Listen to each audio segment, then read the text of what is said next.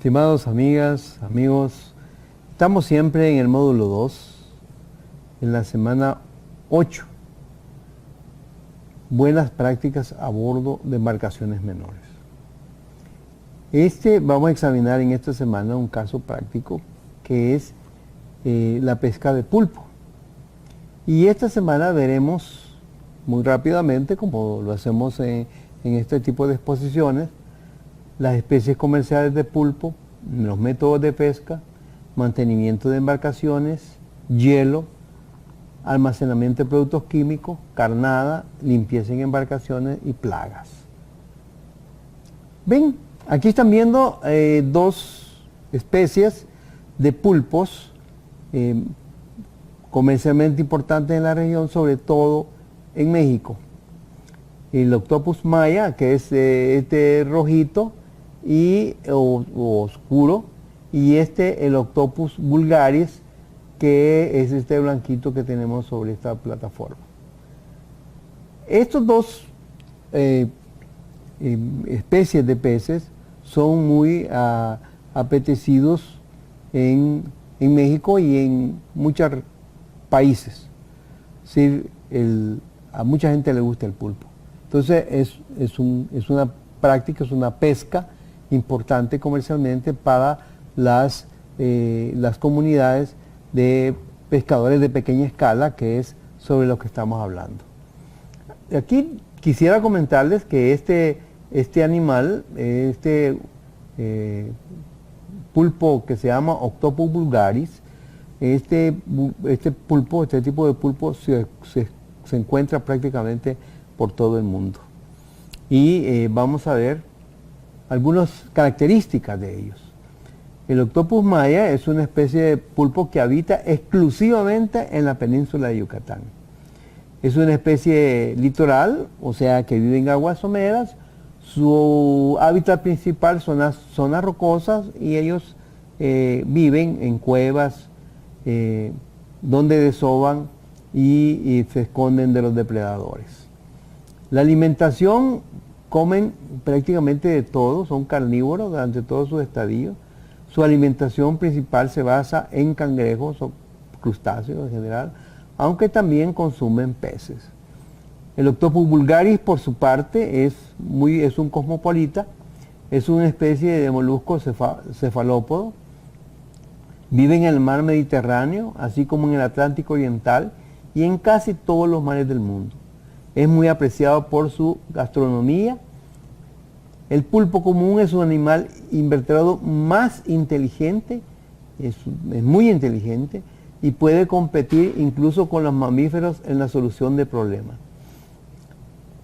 Este pulpo, Octopus vulgaris, si ustedes se recuerdan, durante uno de los campeonatos mundiales era el que le preguntaban quién iba a ganar ese partido. Incluso adivinó quién iba a ser el campeón mundial. Estos animales son muy inteligentes. Y aquí pues dicen que ¿quién podría imaginarse que el pulpo común tiene 3 corazones y 9 cerebros? O sea, imagínense cómo está dotado ese animalito. En México han buscado la forma de hacer sostenible su captura. En México no permiten, por ejemplo, que se capture por buceo, y ya vamos a explicarles por qué, con ganchos o con trampas o nazas. En realidad, si ellos no permiten que se capture por buceo, porque cuando el buzo está abajo buscando los animales, él no distingue si es juvenil, si es adulto, él coge y lo atrapa. Igual que con el gancho. El gancho lleva en la punta lleva en uno de sus extremos una punta con la cual engancha al pulpo y lo saca. Ya cuando lo saca prácticamente herido de muerte. Entonces no es posible regresar. Entonces ellos están usando un método autorizado para capturarlo, consiste en utilizar varas largas de una especie de bambú llamado jimbas, de las que cuelga una serie de cordeles a los que se les coloca plomo y carnada. Ya habíamos visto que ellos comen sobre todo crustáceos. Ya vamos a ver la carnada que ellos consumen, Entonces le ponen la carnada, entonces el pulpo va, coge la cuerda con el plomo y la carnada y se engancha. Entonces vienen ellos y lo sacan. Y lo que las autoridades mexicanas han visto que una vez afuera ellos pueden discernir si si es juvenil, si digamos no hay que capturarlo todavía, entonces ellos lo regresan al mar. Entonces no están haciendo una pesca indiscriminada del animal, sino que una pesca sostenible. Eso es, digamos, por eso es que lo han establecido como ejemplo en este tipo de las buenas prácticas. Las buenas prácticas no solamente es cuidar el animal para que llegue, digamos, inocuo a la mesa de los consumidores, sino cuidar al animal para que lo tengamos siempre disponible para comer. Estas son las embarcaciones, esas son las varas que usan y de donde dependen diversos hilos, como decían, para la captura. Dice, estas jimbas, o sea, jimbas le llaman a estas varas, ese es el nombre, no sé por qué jimbas. Dice, se colocan tanto en la proa como en la popa de las embarcaciones, o sea, se colocan tanto, aquí como lo vemos aquí en esta, en la popa como en la proa, que es la parte delantera de la embarcación, como en la popa, que es la parte trasera de la embarcación, la parte posterior de la embarcación.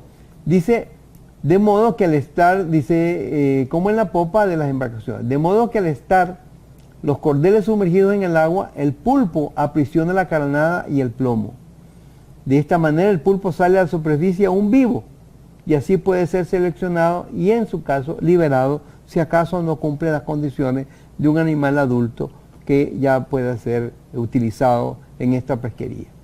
Este arte de pesca contribuye a la reproducción y repoblamiento de las especies, ya que mientras la hembra protege sus huevos o cría, no consume alimento. Imagínense qué ejemplo más interesante. La hembra, cuando está cuidando su cría y sus huevos, no come.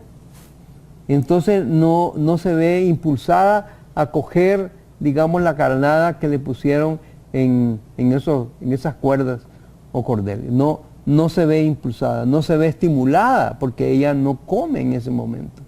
Así que ella está, digamos, que protegida y no hay riesgo de que pueda ser utilizada por la pesquería. Por lo que no es atraída por la carnada y no es capturada. De manera que puede concluir su periodo de reproducción y desarrollo de las crías. O sea, ella puede concluir el tiempo de cuido y de reproducción y, digamos, que crezcan un poco sus crías.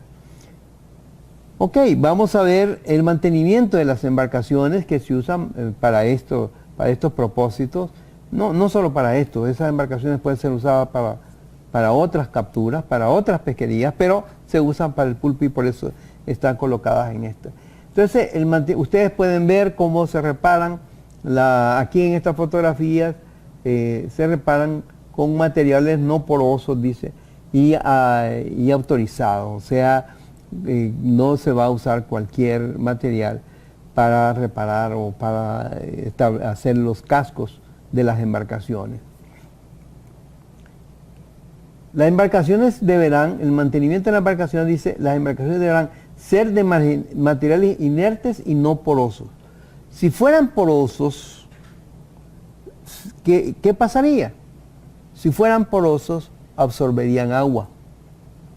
Y supongamos que la parte de abajo de la embarcación fuera, digamos, impermeable, que no absorba agua de abajo, pero la parte de arriba sí.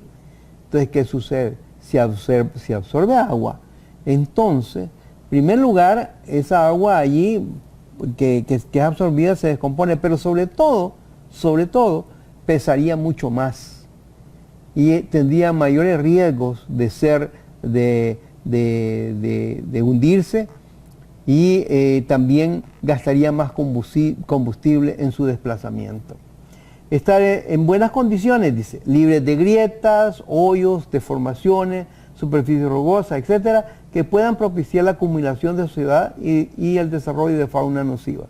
O sea, debe estar lisita, debe estar limpia, es decir, no debe de ser fácilmente lavada para que no acumule suciedad y no permita, no estimule la formación de fauna nociva. Ser de componentes que permitan una fácil limpieza, o sea, debe estar compuesta el casco de la embarcación o la embarcación misma de componentes que permitan una limpieza. Cuando se observe que la superficie de trabajo, las tinas o las hieleras presentan roturas o golpes, deben ser reparadas lo antes posible mediante el empleo de materiales limpios y no porosos, normalmente del mismo material que está hecho pues la embarcación, ¿verdad? En este caso, como estamos viendo, como vemos aquí, son de fibra de vidrio y que normalmente se repara con el mismo material. La fibra de vidrio es, digamos, el material más común para hacer estas embarcaciones.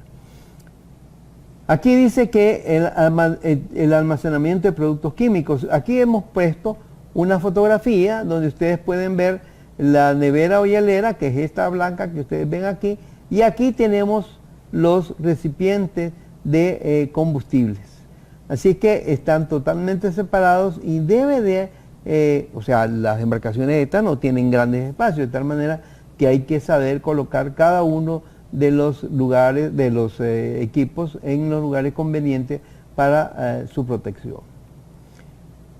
En las embarcaciones se utilizan bidones con combustibles, aceites lubricantes y productos de limpieza y desinfección, que si no se colocan en un lugar apartado, con el movimiento podrían ser derramados sobre el producto contaminándoles. Ya les decía en las semanas anteriores que la contaminación con aceites o combustible es un olor que nunca se le va a quitar al producto pesquero que se haya llenado. Ese producto se desecha porque difícilmente va a poder ser consumido. Nadie lo compra porque se siente el olor. Los productos empleados en la limpieza y desinfección, así como aceite y combustible, deben situarse también en zonas apropiadas, apartadas y específicas. Esta área debe tener un letrero que la identifique. También, las recomendaciones que dan los organismos encargados de la inocuidad y de las buenas prácticas es que todas esas áreas deben de ir perfectamente identificadas en la embarcación. Como hemos visto en las embarcaciones que hemos presentado, no se ven esos letreros, pero esa es una recomendación para que sepamos dónde va cada cosa y no vayamos a confundir y a contaminar los productos. Aquí, digamos, con el hielo, aquí tenemos, por ejemplo, la hielera donde se coloca el hielo y donde se colocan los productos en estas embarcaciones. El hielo, ya aquí lo que estamos citando son unas normas, pero ya hemos hablado del hielo en cuanto a que debe ser hecho de agua potable y debe de estar, digamos, debe ser utilizado un hielo que nos dé confianza o que sepamos nosotros que viene de agua potable. A veces se exige, hay algunas normas que exigen que sean digamos, de fábricas de hielo autorizadas.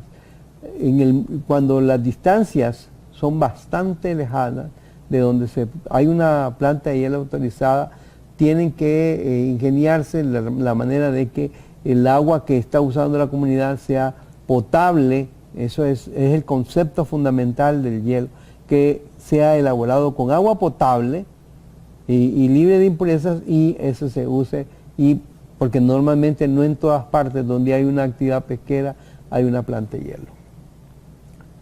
Aquí está la carnada que se usa para la captura de los pulpos. Son esos cangrejos.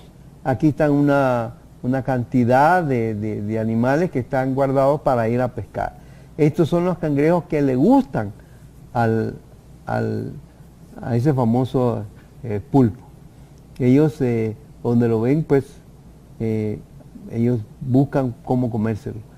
Hay veces que no pueden, porque por ejemplo hay moluscos que no pueden romper las cubiertas de los moluscos, entonces el pulpo no no lo toca porque no se lo puede comer. Pero sobre todo en estos crustáceos, en estos cangrejos, sí, él es muy ávido por esa carnada. La carnada dice, para la correcta conservación de la carnada y que ésta no se deteriore, ocasionando la contaminación del pulpo, para la contaminación del pulpo se recomienda. O sea, nosotros vamos a ir por el pulpo. Tenemos que usar esa carnada, pero esa carnada debe estar en buen estado. Quiero mencionarles, no todos los animales funcionan así. Hay animales, y es conocido, o sea, tampoco no es un secreto para nadie, que por ejemplo cuando se captura langosta en el Caribe, la spiny lobster que se llama, entonces ahí lo que se usa es una carnada que tenga un olor bastante penetrante para que entusiasmar a la langosta a que entre a la nasa.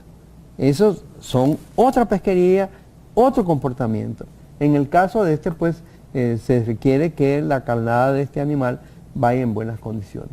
Explicar a los pescadores que obtienen la carnada la importancia de que ésta sea almacenada en hielera limpia y con hielo de empresa certificada. Eso, como les explicábamos, por la condición del hielo, que debe de ser de agua potable. También mantener esta carnada todo el tiempo en hielo hasta su utilización en las embarcaciones. ¿Qué significa mantener la carnada en hielo? Significa que debe estar en buen estado. Eso significa, que debe estar en buen estado. No puede usarse una carnada que no esté en buen estado. Dice, conservar en una hielera aparte, en un recipiente con tapa separada del producto. O sea, hay que conservar la carnada por un lado y el pulpo por el otro. No juntar, porque la carnada no sabemos exactamente en qué condiciones está. La carnada nunca deberá estar en contacto directo con el piso porque se contaminará y contaminará el producto. Él no debe estar bien guardadita, bien cuidada para que el pulpo le llame la atención más fácilmente. Pero aquí está, por ejemplo, una práctica de limpieza de embarcaciones y limpieza de embarcaciones y limpieza de recipientes como las hieleras o neveras. Ahí están ellos limpiando esas en las embarcaciones, con cloro, con detergente aprobado, o sea, todo esto tiene que estar aprobado por la autoridad competente. Limpieza en embarcaciones, dice, ¿el procedimiento cuál es? Contar con agua limpia, detergente, desinfectante. Eliminar manualmente con ayuda de una escoba todos los residuos de producto. Hemos hablado de eso todas estas 3 semanas que llevamos en este módulo. Retirar de la embarcación los insumos como carnada y el material de empaque para que no se mojen. Enjuagar una primera vez la superficie para eliminar la suciedad. Esparcir una solución de detergente, eliminar restos de suciedad. Enjuagar nuevamente con abundante agua, aplicar la solución desinfectante y finalmente enjuagar para eliminar los residuos del desinfectante. O sea, eso es lo que usted también hace, me imagino, en su casa, ¿verdad? Cuando va a lavar algunos recipientes. Entonces, prácticamente es como si usted estuviera limpiando su casa, ¿verdad? Que quiere dejar lo mejor posible, lo más atractivo, en mejores condiciones. Eso es para las embarcaciones, son, digamos, los mismos procedimientos que se desarrollan. Ok, vamos a ver las plagas. Miren, las plagas en el tema de las pesquerías y en el tema de las embarcaciones pesqueras se producen, digamos, cuando hay espacios y hay suciedad que las atrae. Todo lo que hemos hablado hasta ahora, todo eso de que mantener los lugares bien aseados, de que no tengan, digamos, espacios donde se quede la suciedad, todo eso que hemos hablado tiene digamos, uno de sus reflejos es la ausencia de plagas. O sea, si nosotros tenemos suciedad, ahí está la plaga. Plagas como qué, como cucaracha, como moca, como araña, como todo ese tipo de cosas que pueden presentarse. En las embarcaciones menores, en las embarcaciones de estas que estamos conversando, no es tan frecuente hallar, digamos, plagas, porque los pescadores, pues, es más fácil para ellos lavar. A veces en las embarcaciones más grandes sí puede haber, digamos, mayor frecuencia, pero normalmente eso se puede eliminar, como dice aquí. En el caso de detectar plagas dentro de las embarcaciones, será necesario la contratación de una empresa que programará la fumigación de acuerdo con el tipo de plaga y con los productos que se puedan utilizar en embarcaciones pesqueras. No todos los plaguicidas se pueden usar. De tal manera que hay que preguntar primero cuáles están autorizados para poder hacer la limpieza. Pero les digo, la mejor forma de no tener plagas es eliminar los focos de plagas. De tal manera que eso sea, digamos, es una norma para los pescadores de pequeña escala, que en este caso estamos hablando de ellos. Amigos, esta parte del curso, del módulo, hemos, digamos, completado estos aspectos. Después vienen aspectos ya, cómo se refleja todas estas buenas prácticas en el comercio, y cómo se maneja y cómo se refleja en las certificaciones. Eso será para la próxima semana. Muchas gracias, amigos.